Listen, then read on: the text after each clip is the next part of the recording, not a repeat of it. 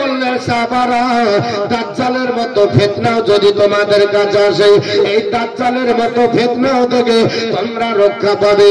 আমি আল্লাহর কোরআন বলছি, ওটা তোমরা আমল করো। জোরে বল সুবহানাল্লাহ। সাহাবারা আল্লাহর নবীর কাছে আপনার পবিত্র কোরআন শুনতো। বাবা, আল্লাহর নবী কোরআন তেলাওয়াত করলে আপনার কাফেররাও যেতে পারতো না। উতবা, সাইবা, আবু জেহেল, আবু লাহাব আপনার ডিউটি করতো। মুহাম্মদ রাত্রিবেলায় কোরআন যদি তেলাওয়াত করে, আমাদের ঘরের ছেলেরা তার কণ্ঠের কোরআন শুনে সবাই মুসলমান হয়ে যায়। জোরে বল সুবহানাল্লাহ। কারণ নবীর কণ্ঠে কোরআন শুনলে তো সবাই পাগল পারা হয়ে যাবে। আল্লাহ নবীকে এত কণ্ঠ দিয়েছিল। আল্লাহর নবী আপনার পবিত্র জবান দ্বারা বলে, আল্লাহর নবীর একজন সাহাবী ছিল, নাম হচ্ছে আবু মুসা আশআরী।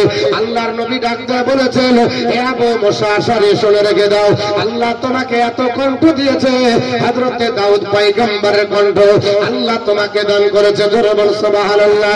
আবু মুসাকে আল্লাহর নবী ডাকতে বললেন, আবু মুসা, আল্লাহ পাক তোমাকে এত কণ্ঠ দিয়েছে, দাউদ নবীর কণ্ঠ তুমি পেয়েছো, আমি তোমার কাছে কোরআন শুনতে চাই।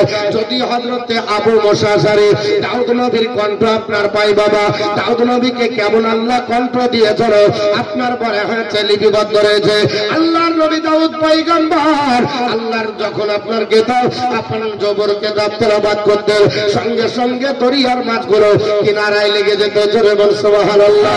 এই কণ্ঠটা আমার আল্লাহ পাক হযরতে আবু মুসা আশআরীকে দিয়েছিল। আমার নবী আবু মুসা আশআরীর কাছ থেকে কোরআন শুনতেন। বাবা, আল্লাহর নবী আবু মুসাকে একদিন ডাক দিয়ে বললেন, আবু মুসা, আমি রাসূলুল্লাহ বলতেছি, তোমার কণ্ঠে যখন কোরআন তেলাওয়াত হয়, আমি দাউদ পয়গম্বরের কথা আমার স্মরণ হয়ে যায়। আল্লাহর নবী পবিত্র জবান দ্বারা বললেন, সাহাবারা, এই কোরআন তোমরা তেলাওয়াত করো, কোরআন তোমরা বাস্তব জীবনে রূপায়ণ করো। সব আকরাম আপনার সমবেত হয়ে গেলেন। বিশ্ববিখ্যাত হাদিসের কিতাব, বাবা, নাম হলো হযরত আপনার হাদিসের কিতাবের নাম হলো মুসলিম শরীফ। আপনার হাদিসের রাবি আপনার বিশ্ববিখ্যাত সাহাবী নাম হচ্ছে আবু দারদা রাদিয়াল্লাহু তাআলা। আবু দারদা তিনি আপনার বর্ণনা করতেছেন, আন আবি দারদা ক্বালা আন্নান নবী সাল্লাল্লাহু তাআলা আলাইহি ওয়াসাল্লাম মান হাফিজা আসরা আয়াতিল আপনার মিনাল আউয়ালি সূরাতুল কাহফ ও আপনার ওসিমা মিনাদ দাজ্জাল। আল্লাহর নবী ডাক দিয়ে বললেন, হে আল্লাহর আপনার বান্দা বান্দীরা ও আমার সাহাবারা, শুনে রেখে দাও, আমি রাসূলুল্লাহ বলতেছি, যদি পৃথিবীর জমিনে কোরআন আমল করো, কোরআনটাকে বুকে ধারণ করো, আমি দুটো জিনিস তোমাদের কাছে রেখে যাচ্ছি। আমার নবী যখন বিদায় হজের সময় আপনার বক্তৃতা করেছিলেন, আল্লাহর নবী আপনার বলেছিলেন, হে আমার সাহাবারা, পৃথিবীর জমিন থেকে আমি রাসূলুল্লাহ বিদায় নিয়ে যাব, আমি আপনার চলে যাব, তবে তোমাদের কাছে দুটো জিনিস রেখে গেলাম, একটা হলো আল্লাহর পবিত্র কোরআন, একটা হলো আমার আপনার হাদিস। এই দুটো জিনিস বাস্তবে রূপায়ণ করবে, পৃথিবীর জমিনে বিপদে পড়বে, আপনার মুসিবতে পড়বে, সমস্যার সম্মুখীন হবে, আল্লাহর কোরআনটাকে প্রেজেন্টময় কোরআন, আল্লাহর কোরআনের শরণাপন্ন হয়, any problem I will be solve. আল্লাহ পাক কোরআনে বলেছে, আমি সব সমস্যার সমাধান আমি আল্লাহর কোরআন দেব। জোরে বল সুবহানাল্লাহ। ভিতরের জমিনে আল্লাহর নবী বললেন, সাহাবারা, বিপদে যখন পড়ে যাবে, আল্লাহর কোরআনের কাছে তোমরা হাত বাড়িয়ে দেবে, আল্লাহর কোরআন বন্ধ হয়ে তোমাদের আপনার বিপদ থেকে আমার আল্লাহ পাক রক্ষা করবে। আল্লাহর কোরআনে কিছু নাই, এইরকম আমার আল্লাহ দেয়নি। কোরআনকে কমপ্লিট করে মানব জাতির জন্য চূড়ান্ত সংবিধান করে আপনার বলা হয়েছে, কোরআন is the ultimate constitution for human race. মানব জাতির জন্য চূড়ান্ত সংবিধান হলো আল্লাহর পবিত্র কোরআন। জোরে বল সুবহানাল্লাহ। এই চূড়ান্ত সংবিধানে আপনার হাত বাড়লে সবাই সবকিছু আপনার পাওয়া যায়। আল্লাহর কোরআনের কাছে বিপদের কথা তুলে ধরে আল্লাহর কোরআন থেকে আপনি বলা হয়েছে নিষ্কৃতি পাবেন। আপনার কাছে কোরআন যখন আপনার আলোচনা করা হবে, আপনি কোরআন থেকে সব সমস্যার সম্মুখীন আপনার থেকে আপনি নিষ্কৃতি পাবেন। হযরত আবু আপনার বলা হয়েছে দারদা, তিনি আপনার বর্ণনা করে আল্লাহর নবী বললেন, সাহাবারা, পৃথিবীর জমিনে যতই ফিতনা আসুক না কেন, সব ফিতনা থেকে রক্ষা পাওয়ার মূল হাতিয়ার হলো আল্লাহর কোরআন। জোরে বল সুবহানাল্লাহ। সাহাবাদের সামনে আমার নবী বক্তৃতা করতে করতে দাঁড়িয়ে বললেন, সাহাবারা, এমনকি দাজ্জালের ফিতনাও যদি আসে, আল্লাহর কোরআন মুখস্থ থাকলে ওখান থেকে রক্ষা পাওয়া যায়। দাজ্জালের ফিতনা কত বড় হবে? দুনিয়ার কোন ফিতনার সমান না। এক মুসলমান দুনিয়ার কোন নেতার মতো পৃথিবীতে আপনার বলা হয়েছে নেতারা ধরছে, আপনার প্রশাসন ধরে মুসলমানকে জেলে ভরছে, তবে দজকে পাঠাতে পারবে না? পারবে নাকি? ইমান হারা করতে পারবে না।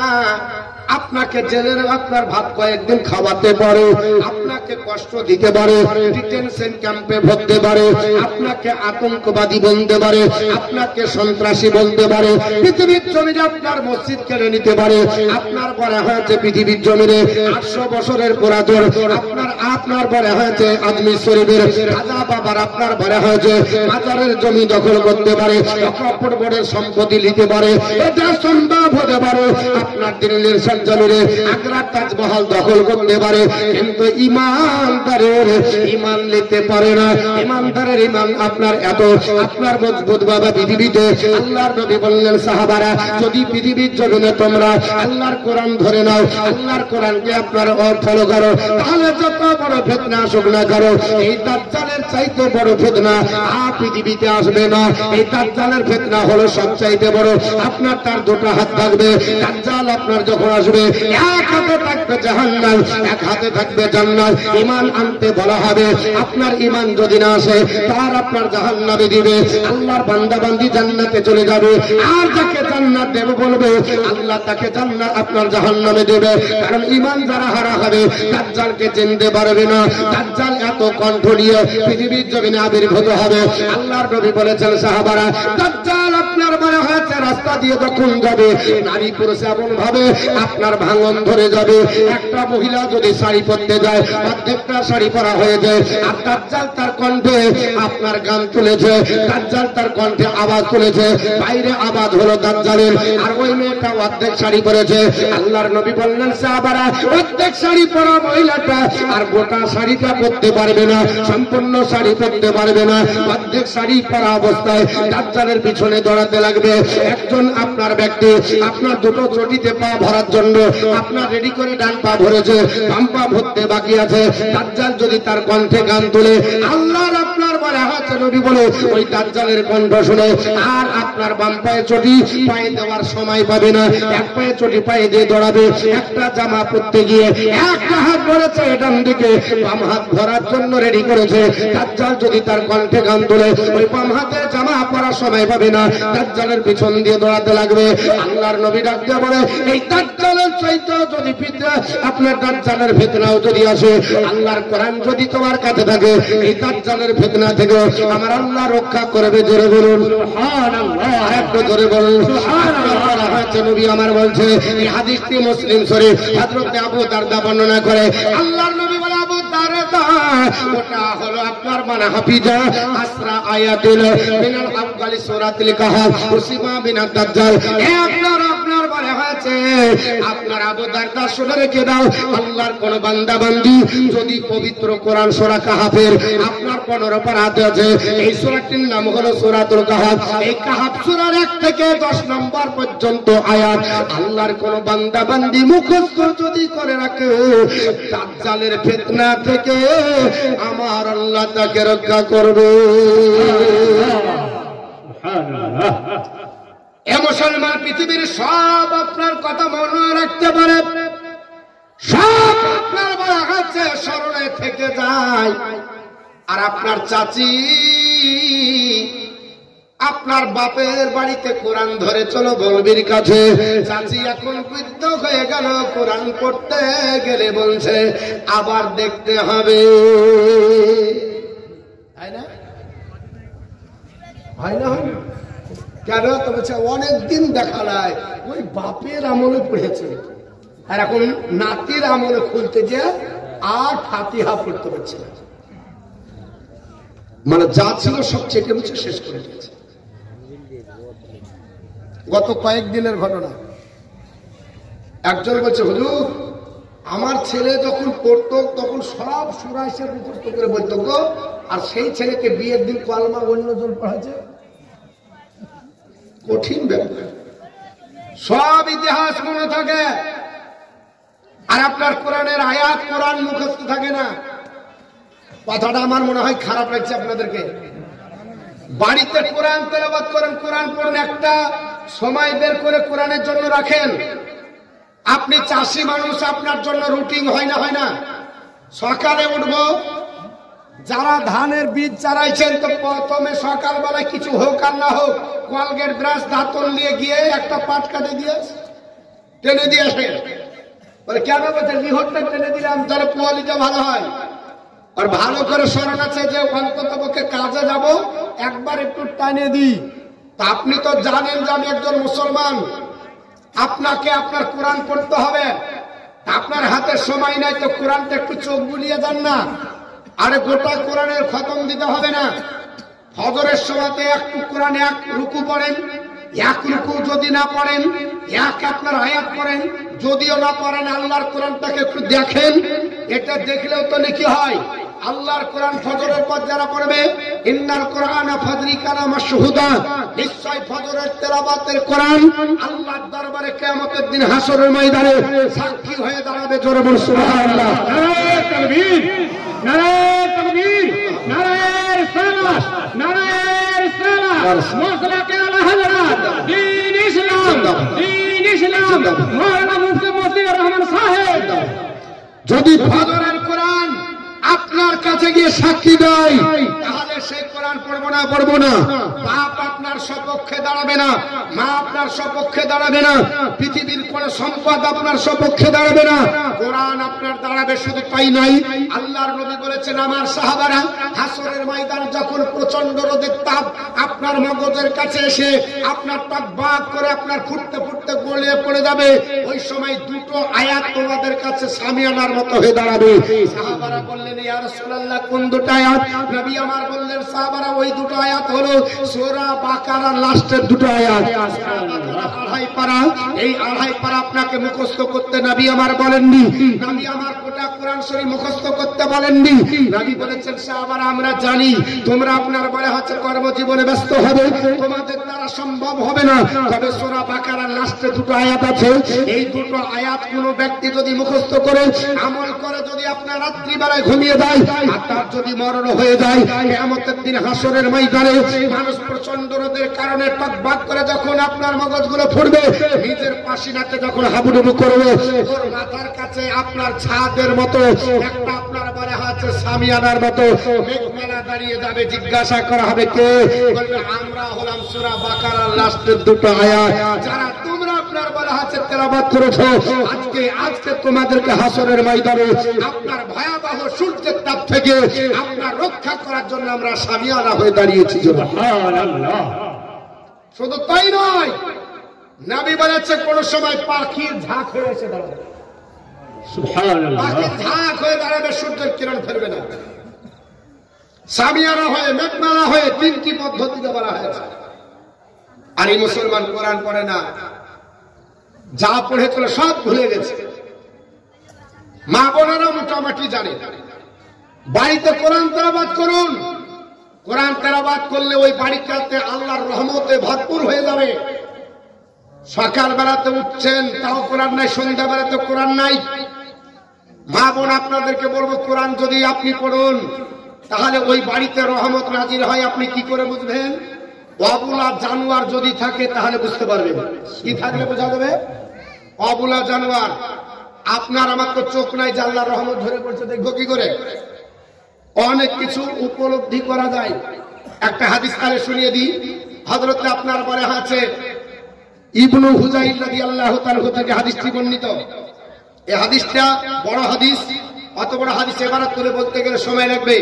হাদিসের রাবী হযরত আবু সাঈদ খুদরি রাদিয়াল্লাহু তাআলা, কারণ আমার উপর অনেক কিছু দায়িত্ব দেওয়া আছে, এর জন্য কাটছাট করে কিছু কথাটা বলি যেন আপনাদেরও সময় মেনটেন হয় আর আমারও বক্তৃতাটা আপনার বলে হাতে কাজে লাগে। কারণ যার বাড়িতে থাকি তার মনে হচ্ছে মা, আর তার কামড়ে না কানিয়ে থাকতে দেবে না। আমরা হচ্ছে ইন্টারন্যাশনাল, আপনার বলে আছে আপনার ফকির জানেন বাপ, এর জন্য আমরা সব জায়গাতে চাই, কোনো জায়গা বাদ দিই না। রাজার দরবার তাও হাত পা দিই, পূজার দরবার তাও হাত পা দিই, ভিখারির কাছে তাও হাত পা দিই, রেলে তাও হাত পা দিই, যেখানে বলবেন হাত পাতবই, কারণ আমাদের এটা হচ্ছে পেশা। এর জন্য বাপ আপনারা জানেন, আপনারা রেডি হন আর আমি হাদিসটা আপনাদের কাছে তুলে ধরি। আমার মুসলমান বলার উদ্দেশ্য হল হযরত আবু সাঈদ খুদরি রাদিয়াল্লাহু তাআলা তিনি বর্ণনা করে হযরত ইবনে হুযাইল একজন বিশিষ্ট সাহাবী বাবা, আল্লাহর নবী ডাক দিয়ে বললেন, সাহাবারা, আল্লাহর কোরআন যদি বাড়িতে আপনার তেলাওয়াত করা হয়, ওই বাড়িতে আল্লাহর রহমত নাজিল হয়। আল্লাহর নবীর সাহাবী হযরত ইবনে হুযাইল আসার পর বলল, একটু আপনার বলে হয়েছে নবীর জবানে শুনেছি, এটা বাস্তবে রূপায়ণ করতে হবে। আমার মতো না তো এই কান দিয়ে ঢোকাবে আর এই কান দিয়ে বের করবে না, না। এ মুসলমান পৃথিবীর জমিনে আল্লাহর নবীর সাহাবী হযরত ইবনে হুযাইল রাদিয়াল্লাহু তাআলা তিনি আপনার বলা হয়েছে কোরআন আপনার রাত্রি বেলাতে তেলাওয়াত শুরু করলেন। হঠাৎ করে আস্তাবাল মানে ঘোড়া বাঁধা জায়গা বাবা, ওই আস্তাবালের দিকে নজর পড়ে গেল। আপনার সঙ্গে সঙ্গে দেখা যায় আস্তাবালের ঘোড়াটা আপনার লাচালাচি করছে, জোরে বল সুবহানাল্লাহ। ঘোড়াটা আপনার লাচালাচি করতেছে। হযরত ইবনে হুযাইল মনে মনে করলো, না না না, আমি আপনার বলা হয়েছে কোরআন যদি তেলাওয়াত করে যায় আর ঘোড়া যদি লাচতে লাচতে আমার ছেলে ইয়াহইয়ার উপরে চেপে যায়, কারণ তার ছেলের নাম ছিল ইয়াহইয়া, সে আপনার আস্তাবালে আপনার ঘুমিয়েছিল। আল্লাহর নবীর সাহাবী ইবনে হুযাইল আপনার বলা হয়েছে ঘোড়ার লাচা দেখে কোরআন তেলাওয়াত বন্ধ করে দিল, আর ঘোড়া সঙ্গে সঙ্গে লাচা খোদা বন্ধ করেছে। ইবনে হুযাইল রাদিয়াল্লাহু তাআলা মনে মনে ভাবলেন, আবার ঘোড়াটা তো আপনার লাচা খোদা বন্ধ করলো, তাহলে আবার একটু তেলাওয়াত করি। আবার যেমনি তেলাওয়াত শুরু করেছে, আবার ঘোড়াটা লাচালাচি করতেছে, আবার কোরআন শরীফ বন্ধ করে দিলেন তেলাওয়াত। এইভাবে গভীর রাত্রিতে আবার তেলাওয়াত করতেছে, আবার ঘোড়াটা লাচালাচি করতেছে, আবার তেলাওয়াত বন্ধ করে দিলেন। রহস্য কি বুঝতে পারা গেল না, আপনার ঘোড়া কেন লাচালাচি করে? হযরত ইবনে হুযাইল বলে, আমি আপনার ঘোড়া আপনার রাস্তা পালে গেলাম, আমার মনের মধ্যে সংশয় হয়ে গেল, আমার ছেলের উপরে যদি ঘোড়া চেপে নেয় আমার ছেলেটা মারা যাবে।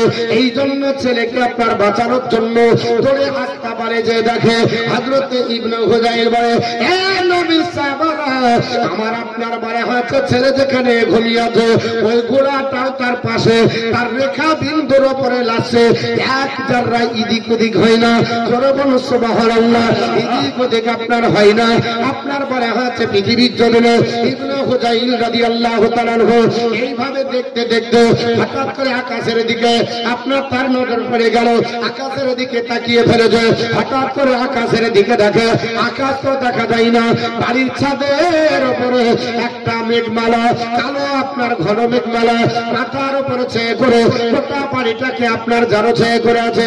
আর ওই মেঘমালাতে অসংখ্য আপনার লাইট গুলো, অসংখ্য টনি বাল্বের মতো লাইট, হ্যালোজেনের মতো লাইট বাবা ফিট করা আছে। পূর্ণিমার 14 তারিখ রাত্রিতে যেমন ভাবে বাড়িকে আপনার আলোকিত হয়, আপনার জ্যোৎস্না আলোকিত করে, ইবনে হুযাইল রাদিয়াল্লাহু তাআলা আপনার বর্ণনা করে ওইভাবে আমার বাড়িটা আপনার যেন আলোকিত করে আছে। আমি দেখে অবাক হয়ে গেল। ও আল্লাহর বান্দা বান্দীরা, এইভাবে যখন দেখতে লাগলো ইবনে হুযাইল বলে, আমি আর বিছানায় ঘুমালাম না। দেখতে দেখতে দেখতে আমার ফজর হয়ে গেল। ফজরে আজান হয় মসজিদে নববীতে। আমি আপনার আজান শোনার পরে ওযু করতে গেলাম। আস্তে আস্তে মেঘমালা আকাশের দিকে উঠে গেল, উঠতে উঠতে আকাশে হারিয়ে গেল। আর দেখা গেল না। ফজরের নামাজ পড়ার জন্য আমি মসজিদে নববীতে গেলাম, আল্লাহর নবী ইমামতি করলো, আল্লাহর নবীর পিছনে ফজরের নামাজ হয়ে গেল।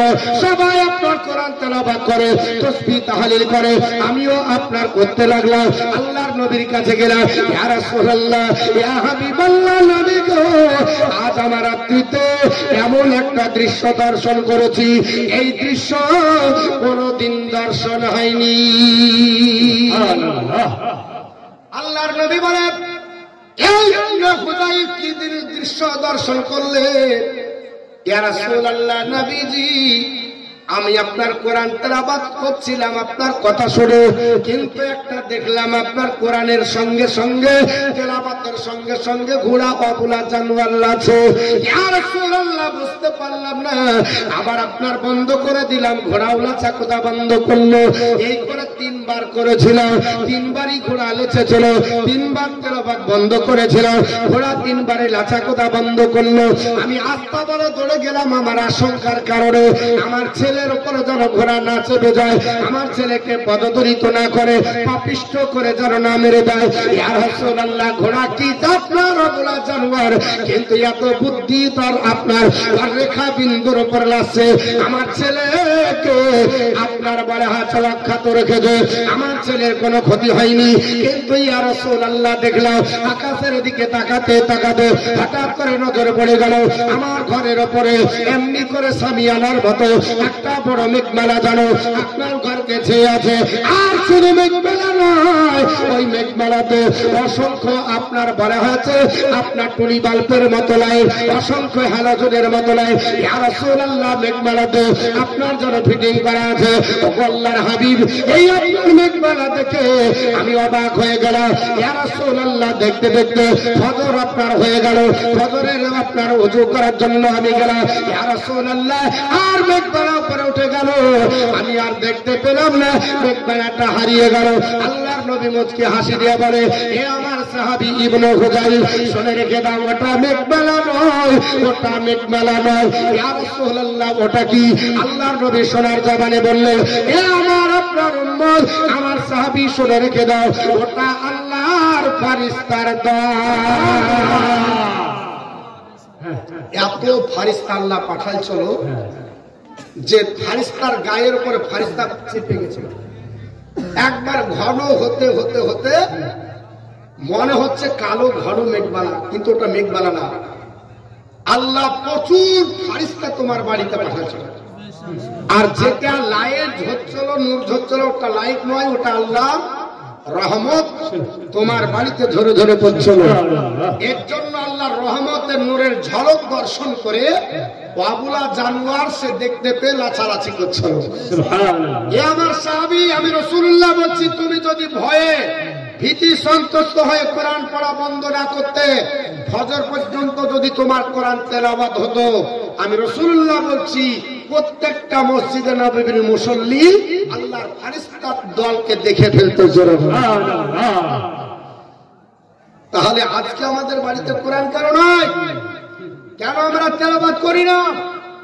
কেন আমরা পড়ি না? আসুন আমি আপনাদেরকে একটা একটা করে হাদিস ইনশাআল্লাহ শোনাবো। হৃদয়ের মাঝে একটাই বাসনা, যাব আমি সোনার মদিনা। বলুন সুবহানাল্লাহ। আর একটু জোরে সুবহানাল্লাহ বলবো, গজলটা বলবো 2000 দিন। কিছু 5 জনের কিছু দিতে হবে না, বেনামে। এটা বেনামে 2000, কারণ নাম আপনার পড়তে মানা করেছে যারা লোকে না জানে। হাদিস শরীফের মধ্যে এসেছে, আল্লাহ রাসূল বলেছেন, রাজুল তাসাদ্দাকা হাত্তা লা তালামা শিমালিহি ওয়া মা তুনফিকু বিয়ামিনিহি, যারা ডান হাতে দান, গোপনে দান করে, ডান হাতে দান করলে বাম হাত যদি না জানতে পারে, আল্লাহ তাকে আরশের নিচে জায়গা দেবে। জোরে বলুন সুবহানাল্লাহ। আরে হৃদয়ের মাঝে একটাই বাসনা, যাব আমি সোনার মদিনা। আমরা সকলে আমরা সকলে নবীজির দিওয়ানা যাহব মোরা সোনার মদিনা ইয়া সায়াতে সম্বল দে মায় নেই যে আমার কোন সফিনা থাকে তো যদি দুটি ডানা থাকে তো যদি দুটি ডানা উড়ে যেতাম সোনার মদিনা হৃদয়ের মাঝে একটাই বাসনা যাহব আমি সোনার মদিনা আমরা সকলে নবীজির দিওয়ানা যাহব আমরা সোনার মদিনা জোরে বলুন সুবহানাল্লাহ ইমারত গো মদিনার মাটিতে লাগে পাত্র পানা মুখ তো দরদার সালামের নজরানা নিয়ে যাব সোনার মদিনা আমরা সকলে নবীজির দিওয়ানা যাহব আমরা সোনার মদিনা